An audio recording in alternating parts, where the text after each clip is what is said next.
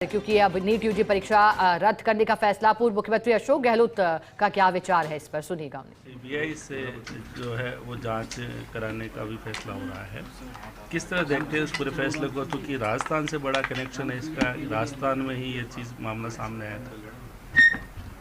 देखिए, मैंने कल ही कहा था मीडिया को भी कि इस समझ के परे है कि जब 3 तारीख को एग्ज़ाम हुआ था और छात्रों ने, अभ्यर्थियों ने 3 और 4 तारीख को ही पुलिस को रिपोर्ट कर दी, तो कोई परवाह नहीं करी पुलिस ने।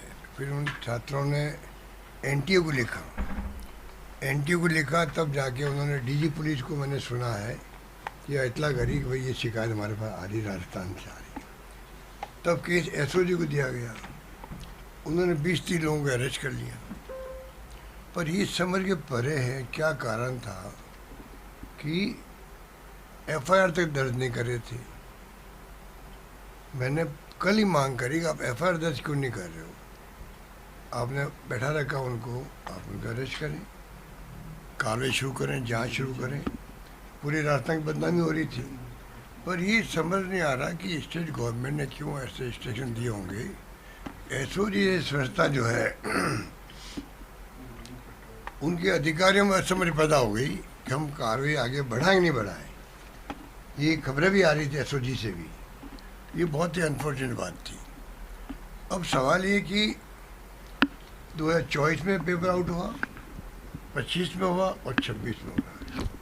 3 साल लगातार एनटीए से पेपर आउट हो रहे हैं। जब तक आप तय में नहीं जाएंगे तो ये आगे भी ऐसी स्थिति बनती जाएगी।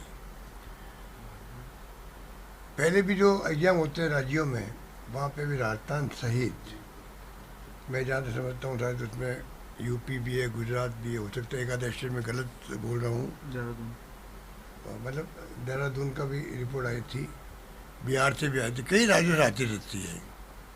तो ये जो पेपर लीक के जो गैंग बन गए हैं अलग अलग राज्यों में और राष्ट्रव्यापी, इससे हमारे जो नौजवान पीढ़ी बहुत दुखी है। तैयारी करते हैं, एग्ज़ाम होते हैं, फिर एग्ज़ाम रद्द करने पड़ते हैं। हमें भी राजस्थान पे एक आउट हो गया, रद्द करना पड़ा था। तो ये बहुत बड़ी समस्या, चुनौती के रूप में हमारे सामने है। भारत सरकार को चाहिए, मैंने पहले ही अपील की थी, ये जो राष्ट्रीय स्तर पर जो ये ऑर्गेनाइज वे में काम हो रहा है, ऑर्गेनाइज वे में गैंग बनी हुई है, ये पता लगाना चाहिए ये इस समस्या के समाधान के लिए। अब आप आश्चर्य करोगे, अभी यह राजस्थान में एसओजी जांच कर रही है, वो पेपर जो राजस्थान से आउट हो गए, जयपुर या सीकर से, जो हम सुन रहे हैं, उसने एफआईआर दर्ज आज भी नहीं करी है, आज की होगी। और बताइए, एनटीए ने बिना एफआईआर दर्ज करे हुए पेपर को कैंसिल कर दिया, रद्द कर दिया। इसका मतलब उनके पास जो खबरें गई है ना छात्रों से, जिन्होंने एग्जाम दिया है, डॉक्यूमेंट उन्होंने भेजे हैं, उनसे कन्विंस हो गए। उन्होंने इतना बड़ा एग्जाम, 22 लाख छात्र बैठे उसके अंदर, और उन्होंने उसको रद्द कर दिया। इसका मतलब कितना ठोस प्रूफ उनके पास पहुंचे होंगे। जब उनके पास पहुंच चुकते हैं, एनटीए के पास पहुंच चुकते हैं, नेशनल एजेंसी के पास में, तो राजस्थान गवर्नमेंट के पास एसओजी पास नहीं पहुंचे क्या? तो पता नहीं है क्या बदनामी के डर से, क्योंकि हमें बदनाम कर रहे हैं 2 साल से, पेपर आउट। हम तो स्वीकार करते हैं, पर हमारे ये नहीं भूलना चाहिए कि हमारे वक्त में केस दर्ज होते थे, हमारे वक्त में ही पेपर रद्द होते थे, वापस एग्ज़ाम करवाते थे। पर ये जो इनकी जो अप्रोच है ना, वो नेगेटिव अप्रोच है।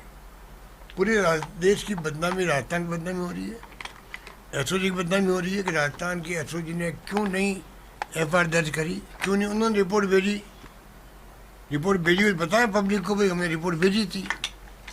तो ये सब रहस्य बने हुए हैं। बहुत ही दुखद घटना है ये, जिसमें एनटीए को ये पेपर रद्द करना पड़ा, सीबीआई को जांच देनी पड़ी।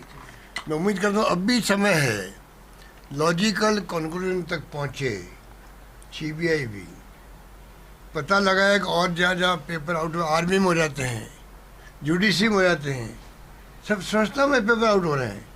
तो ये फन फॉर ऑल, हमेशा के लिए प्रॉब्लम हल होनी चाहिए, मेरा मानना है। मेरी रुचि उसके अंदर है कि सरकार किसी पार्टी की हो, पेपर आउट होना बहुत बड़ी घटना होती है। तो मैं समझता हूँ